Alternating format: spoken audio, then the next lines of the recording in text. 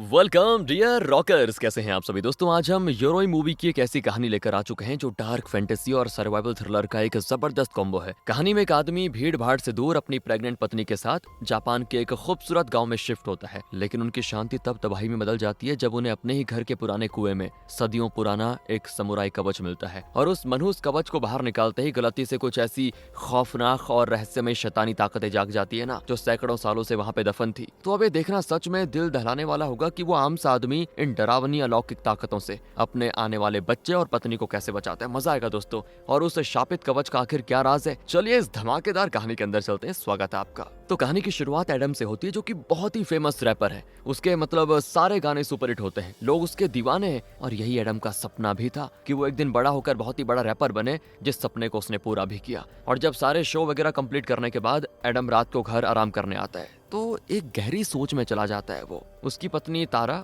उससे सवाल करती है, एडम सब ठीक तो है ना, बड़े उदास लग रहे हो, क्या हो गया। तो एडम कहता है, बस कुछ नहीं, सोच रहा हूँ जो सपना बचपन में देखा था आज पूरा हो चुका है। इस सपने को पूरा करने के लिए कितनी ज्यादा एक्साइटमेंट थी मुझ में, लेकिन अब जब सपना पूरा हो चुका है तो वो एक्साइटमेंट पता नहीं फील नहीं हो रही। ऐसा लग रहा है कि सब थम चुका है। सुबह उठना, शो अटेंड करना, वापस घर आना, डेली वही काम रिपीट करना, इससे मैं परेशान हो चुका हूँ, सच बता रहा हूँ, मुझे आराम चाहिए। तो तारा कहती कि फिर तो अच्छा और सुकून से भरा माहौल अगर चाहिए तो क्यों ना हम मेरे गाँव चले। तो एडम को भी दोस्तों ये आइडिया बहुत ही पसंद आ जाता है और वो सारा सामान पैक करके जापान के लिए निकल जाता है, क्योंकि तारा जापान से आती है। एडम ने अपनी सेविंग से एक छोटा ही सही लेकिन जापान में घर खरीद लिया होता है, ताकि वहाँ जिंदगी की एक नई और शांत भरी शुरुआत की जा सके, जहाँ मीडिया का शोर शराबा नहीं। और तारा भी उसके इस फैसले से बिल्कुल सहमत होती है, इसीलिए दोनों जापान आ जाते हैं। पर जब वो घर आते हैं तो वो थोड़ा ज्यादा पुराना होता है दोस्तों, लेकिन फिर भी तारा कुछ नहीं कहती और एडम से कहती है कि ये तो बहुत ही बढ़िया घर है, हम दोनों एक काम करते हैं, इसको रेनोवेट करा के बढ़िया सा बनाते हैं, सपनों का घर। तो एडम को बड़ी खुशी होती है, क्योंकि उसको ये डर था दोस्तों कि तारा को कहीं ये छोटा सा घर और पुराना सा घर पसंद ना आए,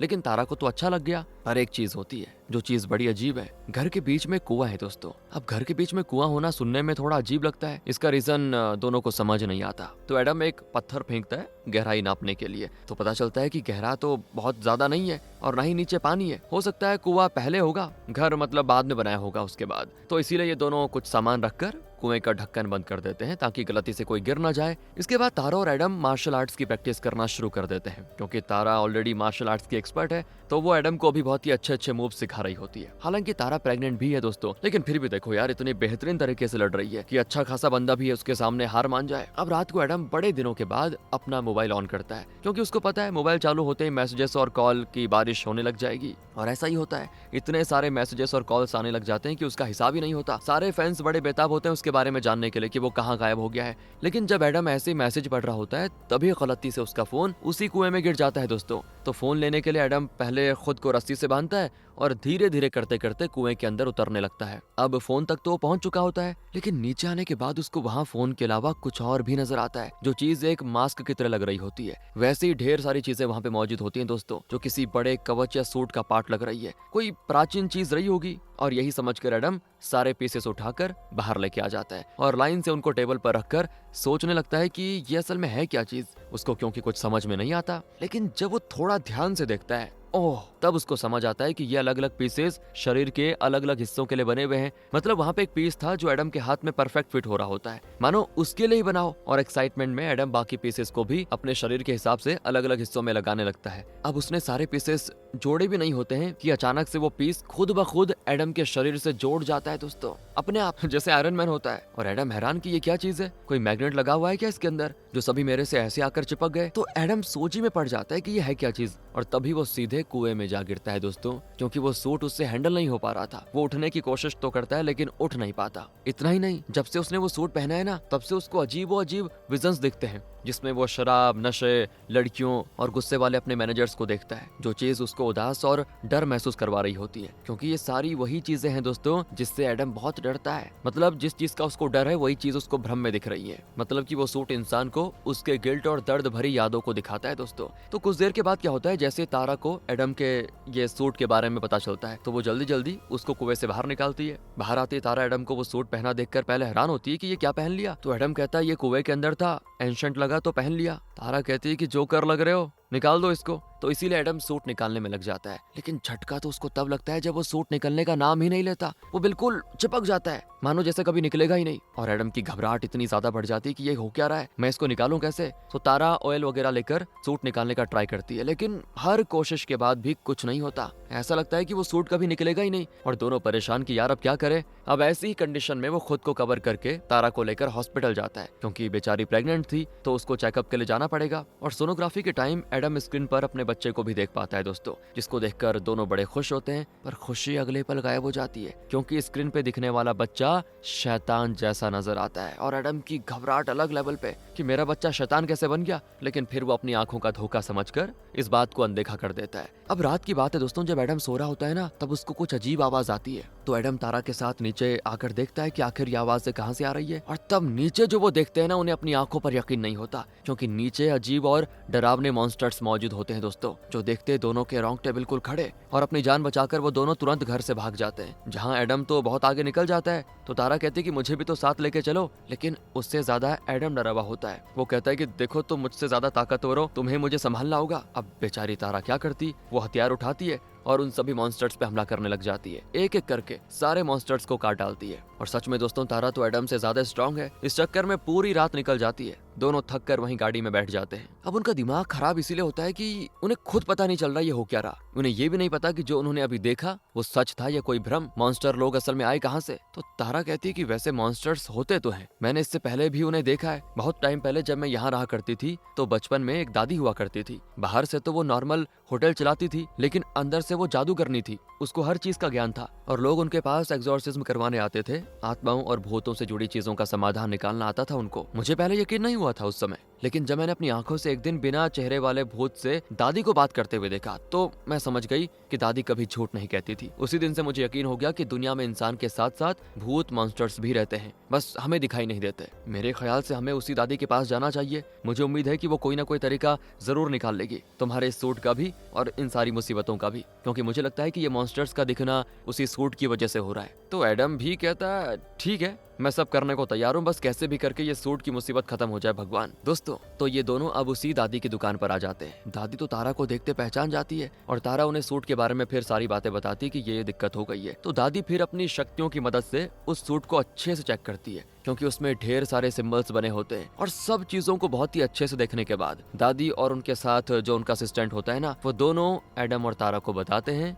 कि जिस सूट को तुम पहने हुए हो उसको योरोई कहा जाता है। इसका मतलब होता है सूट या कवच। और जिन मॉन्स्टर्स को तुमने देखा उन्हें कहा जाता है योकाई, यानी कि मॉन्स्टर्स, भूत प्रेत वगैरह। तो एडम सवाल करता है कि आखिर ये मॉन्स्टर्स मुझे क्यों नजर आ रहे हैं और मुझे मार भी रहे हैं क्यों। तो तब दादी कहती है कि बहुत टाइम पहले शिरागा नाम का आदमी गांव में रहा करता था। बहुत अच्छा आदमी था वो, लेकिन अचानक गांव पर हुए हमले के कारण उसकी एक आंख चली गई। तभी से वो एक आंख पर पट्टी बांध के रहने लग गया। लेकिन फिर कुछ ऐसा हुआ कि लोग उससे नफरत करने लगे। उनका कहना यह था कि जब ये आंख से देखता था तो लोगों को शाप लग जाता था, और इसी अफवाह ने अच्छे भले इंसान की जिंदगी बर्बाद कर दी थी। क्योंकि इस अफवाह के कारण लोग उससे नफरत करने लगे थे कि जिसको भी ये देखेगा उसकी तो जिंदगी खराब हो जाएगी। शिरागा इस चीज से बहुत ही परेशान हो गया था और फिर वो एक दिन जंगल के लिए निकल गया। वहां आकर उसने खूब प्रार्थना करी कि मेरी ये मुसीबत खत्म हो जाए। और जहाँ पे वो प्रार्थना कर रहा होता है, वहाँ एक अजीब सा पेड़ था जिसमें इंसान के शरीर जैसे फल उगे होते हैं। तभी कुछ अजीब हुआ कि आसमान से एक कपल उतरे। उन्होंने शिरागा को वो सूट दिया। शिरागा को लगा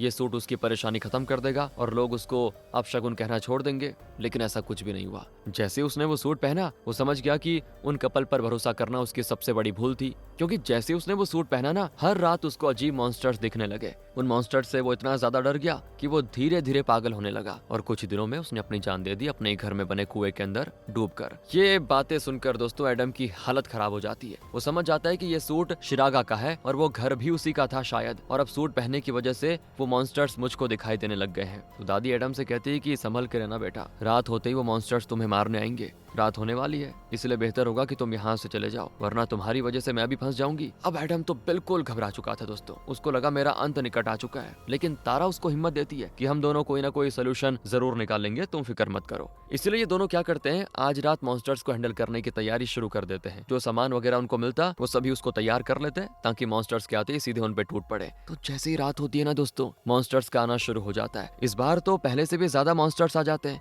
हर मॉन्स्टर की अलग अलग खासियत होती है। कोई बिजली से बना होता है जो हमले भी बिजली वाले करता है, तो कोई एकदम चिपचिपा और कोई अलग ही किस्म का घिनौना। लेकिन एडम और तारा मिलकर सारे मॉन्स्टर्स को ठिकाने लगा देते हैं। अब आज की कसरत तो तारा की हो चुकी थी, इसलिए वो आराम से नूडल्स खाने लग जाती है। और एडम हैरान कि यार यहाँ मेरी सांसें अटकी हुई है और तुम मस्त नूडल्स खा रही हो, डर नहीं है क्या तुमको? कमाल की बात है यार। तो तभी एडम को दूसरे कमरे से अजीब सी लाइट जलते हुए नजर आती है, और जैसे ही वो उस कमरे के अंदर आता है ना, वो देख पाता है कि सामने एक सुंदर लड़की डांस कर रही है। उसकी वही सुंदरता देखकर एडम का तो ध्यान पता नहीं अलग लेवल पर चला जाता है। लेकिन असल में वो भी एक मॉन्स्टर है दोस्तों। और वो लड़की जैसे ही एडम को अपना शिकार बनाने वाली होती है, वो तो सही टाइम पे तारा आकर उसे बचा लेती है। लेकिन अब वो मॉन्स्टर लड़की एकदम गुस्सा हो जाती है, और हम उस मॉन्स्टर की फिर खासियत ये देख पाते हैं कि वो अपनी गर्दन को जितना चाहे उतना बड़ा कर सकती है। इसीलिए वो अपनी गर्दन को ही बड़ा करके एडम और तारा पे हमला करने की कोशिश करती है। लेकिन तारा भी तो बहादुर है दोस्तों, वो सीधे उसकी गर्दन ही अलग कर देती है, जिससे मॉन्स्टर का हो जाता है खात्मा। और अब जाकर ये लंबी रात का होता है दोस्तों अंत। तो सुबह होते ही दोनों की जान में जान आती है कि चलो कल रात हम सरवाइव कर पाए। लेकिन सुबह होते ही ना तारा सबसे पहले उस सूट को चेन सॉ से काटने की कोशिश करती है, क्योंकि ये बात तो कंफर्म है ना कि अगर सूट निकला तो मॉन्स्टर दिखना बंद हो जाएंगे। ये सूट इंसान को मॉन्स्टर से जोड़ता है। लेकिन घंटों कोशिश के बाद भी चेन सॉ अपनी हार मान लेता है। वो स्क्रैच तक नहीं दे पाता सूट को, इतना खतरनाक होता है सूट। काटना तो बहुत दूर की बात थी। तो अब तारा इंटरनेट पर उन सभी मॉन्स्टर्स यानी योकाई के बारे में जानकारी निकालने लग जाती है। इससे उसको पता चलता है कि ये सारे मॉन्स्टर्स पुरानी कहानियों के हैं, जिसे बचपन से ही बच्चों को सुनाया जाता रहा। इंटरनेट पर उन सभी मॉन्स्टर्स की खूबी और कमजोरी के बारे में थोड़ी थोड़ी डिटेल्स जरूर होती है। इसलिए तारा और एडम उसी हिसाब से सामान इकट्ठा करना शुरू कर देते हैं, ताकि जब भी अब मॉन्स्टर आए तो इस हिसाब से उनको मारा जा सके। इसी तरह से कई सारी कठिन रात गुजर जाती है। दोनों जिंदा तो हैं दोस्तों, लेकिन आखिर इंसान कितनी ही रात तक ऐसे सर्वाइव कर पाएगा? इसलिए कोई ना कोई परमानेंट सोल्यूशन तो निकालना पड़ेगा इन लोगों को। तो अगले सीन में तारा को एक राइटर के बारे में पता चलता है, जिसने दोस्तों इन्हीं योकाई के ऊपर कई सारी किताबें लिखी होती हैं। तो ये दोनों फैसला करते हैं कि ठीक है, उस राइटर से मिलते हैं, जरा क्या पता वो कोई हल निकाल दे। तो राइटर से मिलने के बाद दोनों का पहला सवाल यही होता है कि क्या आप योकाई पर भरोसा करती हैं? तो राइटर कहती है कि देखिए, ये योकाई बच्चों को डराने के लिए सुनाई जाने वाली कहानी है। अब जैसे कोई बच्चा पढ़ाई नहीं करता तो उसको डराने के लिए कहा जाता है कि पढ़ाई कर ले वरना मॉन्स्टर आकर तुम्हें खा जाएगा। इससे बच्चा पढ़ने लग जाता है। कभी बच्चे नदी में ना चले जाएं तो कहा जाता है कि नदी का मॉन्स्टर आकर तुम्हें खा जाएगा, नदी में मत जाना, और इससे बच्चे नदी के पास नहीं जाते। ये योकाई एक ऐसा ट्रॉमा बनाया गया है ताकि बच्चों को प्रोटेक्ट किया जा सके। लेकिन हर योकाई बुरा नहीं होता। अगर कभी कोई योकाई नजर आए तो उससे अच्छे से बात करने की कोशिश करो। अगर वो अच्छा हुआ तो तुमसे बात करने की कोशिश करेगा। ये सुनकर एडम हैरान कि अच्छा ऐसा भी है क्या? और उसको लगने लगता है कि जो चीज उसको टेंशन दे रही थी, यानी डेली मीडिया वगैरह से परेशान हो जाना, गुस्से वाले मैनेजर से परेशान रहना और बचपन की कुछ यादें, इन सब ने मिलकर एडम के लिए योकाई क्रिएट कर दिया। हाँ दोस्तों, अब जैसे बच्चे नदी वाले योकाई को देखकर नदी में नहीं जाएंगे, तो अगर इसी तरह से एडम अपनी परेशानियों को ओवरकम कर ले, उन्हें हैंडल कर ले, तो शायद ये योकाई उसको दिखना बंद हो सकते हैं। ऐसा वो सोचता है। लेकिन ये सिर्फ तो एक सोच है ना एडम की, ये काम करेगा इसकी कोई गारंटी भी नहीं है। अब जैसे ही एडम घर आता है, उसको तारा के चिल्लाने की आवाज आती है। वो बाथरूम में जाकर देखता है तो तारा जमीन पे गिरी होती है। उसके पेट में काफी दर्द होता है, मानो अभी डिलीवरी हो जाएगी। एडम को कुछ समझ नहीं आता क्या करूं यार। इसीलिए वो जैसे तैसे ही सही तारा का साथ देता है डिलीवरी करने में, और उसकी मेहनत रंग लाती है। तारा ने बच्चे को जन्म दिया होता है, लेकिन बच्चे को देखते ही एडम के होश उड़ जाते हैं, क्योंकि वो बच्चा इंसान का नहीं बल्कि शैतान का बच्चा लग रहा होता है। इतना घिनौना कि बच्चों से प्यार करने वाले नफरत करने लग जाए, ऐसा होता है उसका चेहरा। और तभी तारा का चेहरा भी अचानक से बदल जाता है और वो भी बन जाती है मॉन्स्टर। यानी कि ये तारा नहीं है बल्कि मॉन्स्टर है जो उसको बेवकूफ बना रही है, जिसने एडम को इस तरह डराया कि बेचारे को हार्ट अटैक आता आता रह गया। एडम परेशान, उससे रहा नहीं जाता कि यार ये हो क्या रहा है मेरे साथ, क्यों ये सारी चीजें मुझे नजर आ रही है। तभी उसको एक और मॉन्स्टर नजर आता है। एडम उसकी भी जान लेने वाला होता है, लेकिन वो मॉन्स्टर खुद एडम से कहता है मुझे मत मारो, मैं बुरा नहीं हूँ, मैं तो तुमसे बस दोस्ती करना चाहता हूँ। लेकिन एडम कहता है कि तुम जैसी घिनौनी शक्ल वाले से कौन दोस्ती करेगा, तुम सब शैतान हो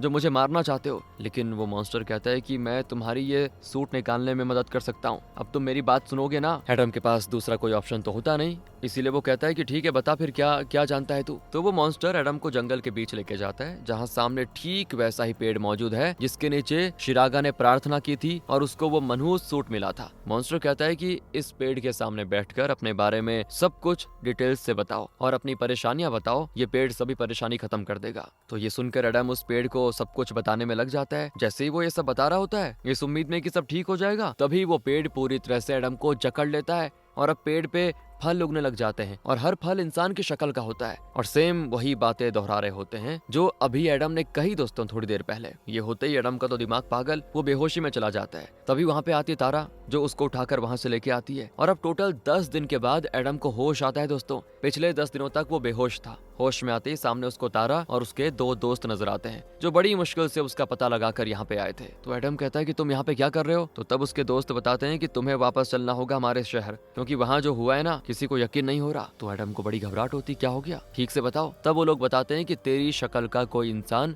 हमारे शहर में आया है, सारा दिन नंगा घूम रहा है, लोगों को मार रहा है, हर वो गलत काम कर रहा है जिससे तेरी इज्जत का कचरा किया जा सके। अभी तक तू इतना फेमस था लेकिन सिर्फ 10 दिनों में शहर का सबसे घटिया आदमी है तू।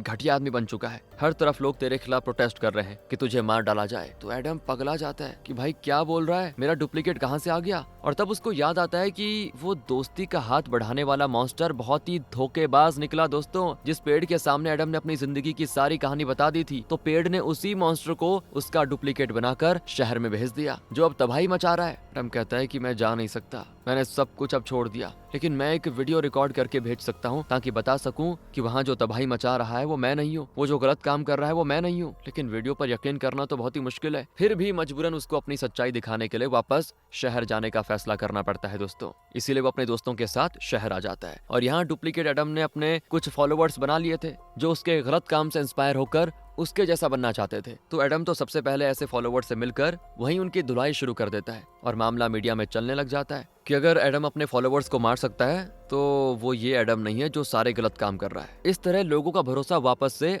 असली एडम की तरफ शिफ्ट हो जाता है। लेकिन काम अभी पूरा नहीं होता। डुप्लीकेट एडम असली वाले को अपने पास बुलाता है और उसको उसकी सारी बुरी यादें दिखाता है ताकि असली वाला एडम कमजोर पड़ जाए, क्योंकि डुप्लीकेट ने तो मन बना लिया है कि वो असली वाले को मारकर उसकी जगह हमेशा हमेशा के लिए ले लेगा। यहाँ तक कि वो असली एडम के परिवार वालों को भी बंदी बनाकर उनको मारने की धमकी देता है। इन सब चीजों से असली एडम परेशान कि मैं करूँ क्या भगवान। उसकी हिम्मत जवाब दे जाती है दोस्तों, लेकिन उसको एक चीज पता थी कि अगर वो हिम्मत हारा तो सब खत्म हो जाएगा। इसीलिए वो डुप्लीकेट से लड़ना शुरू कर देता है। पर डुप्लीकेट तो बड़ा ताकतवर है जो असली एडम को मारकर उसकी बुरी हालत कर देता है। अब ऐसा लगता है कि असली वाला एडम मर जाएगा, लेकिन तभी उसको राइटर की बात याद आती है कि योकाई का नजर आना बुरी यादों की वजह से हो सकता है। अगर हम उन्हीं बुरी यादों को अच्छी यादों से बदल दें तो योकाई भी खत्म हो जाएगा। यानी इंसान अपने डर पर काबू पा लेगा तो योकाई गायब हो जाएगा। और तब एडम जिंदगी के कुछ हसीन लम्हों को याद करता है जहां वो देखता है कि उसका एक प्यारा सा परिवार है जिसमें वो तारा के साथ रह रहा है। ये यादें क्या करती है ना, एडम को हिम्मत देती है और वो हिम्मत करके फिर से खड़ा हो जाता है और उस डुप्लीकेट से लड़ना शुरू कर देता है दोस्तों। फिर तो यहाँ पे असली वाले और डुप्लीकेट के बीच में धमाकेदार बैटल होती है जहाँ एडम तो रुकने वाला नहीं होता। असली वाला वो बहुत मारता है डुप्लीकेट को। अब अच्छी बात ये होती है कि जैसे जैसे एडम उस डुप्लीकेट को मार रहा होता है वैसे वैसे उस सूट के पीसेस उसके शरीर से निकलते जाते हैं। अगर डुप्लीकेट मरा तो एडम इस शापित सूट से हमेशा हमेशा के लिए आजाद हो जाएगा। लेकिन अभी भी सूट का एक आखिरी पीस लगा होता है। जब तक वो नहीं निकलता तब तक डुप्लीकेट लगातार असली एडम पे हमला करता रहता है और एडम तो बेचारा लगभग अधमरा हो जाता है दोस्तों। तभी अचानक एडम को तारा की आवाज आती है। तारा उससे कहती है कि तुम्हें लड़ना होगा हमारे लिए और हमारे आने वाले बच्चे के लिए, तुम हार नहीं सकते। तो जैसे ही एडम बच्चे का सुनता है ना नाम, मतलब बच्चे का सुनता है और बच्चे के साथ अपने खूबसूरत पलों को याद करता है, उसके शरीर पर चिपका हुआ वो आखिरी टुकड़ा भी निकल जाता है और सारे टुकड़े मिलकर उस डुप्लीकेट को खत्म कर देते हैं। डुप्लीकेट वाला तो मर जाता है दोस्तों और उसके मरते ही एडम उस शाप से भी हो जाता है आजाद। और तारा तो तुरंत दौड़ कर आती है, एडम को जोर से गले लगा लेती है। अब सभी लोगों को यकीन हो जाता है कि जो भी गलत काम करते थे वो उनके हीरो एडम नहीं थे बल्कि शैतानी डुप्लीकेट का काम था। वो असली वाला तो बिल्कुल सही है। इसीलिए दुनिया की नजरों में एडम की वही पुरानी रिस्पेक्ट और इज्जत वापस आ जाती है। इसी सीन के साथ दोस्तों कहानी खत्म होती। बाकी मिलते हैं आपसे अगली वीडियो में। अच्छी लगी हो तो लाइक करें, शेयर करें। Thanks for watching.